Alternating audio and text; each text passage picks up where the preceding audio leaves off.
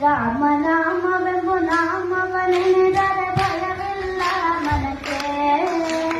ಮೂರು ಲೋಕಕ್ಕೆ ಕಾರಣ ಕೆಟ್ಟ ನಾರಾಯಣ ಜಲಕ್ಕೆ, ಶ್ರೀಮನಾರಾಯಣ ಜಲಕ್ಕೆ. ರಾಮನಾಮವೆಂಬು ನಾಮವನೆನೆದರೆ ಭಯವಿಲ್ಲ ಮನಕ್ಕೆ. ಮೂರು ಲೋಕಕ್ಕೆ ಕಾರಣ ಕೆಟ್ಟ ನಾರಾಯಣ ಜಲಕ್ಕೆ, ಶ್ರೀಮನಾರಾಯಣ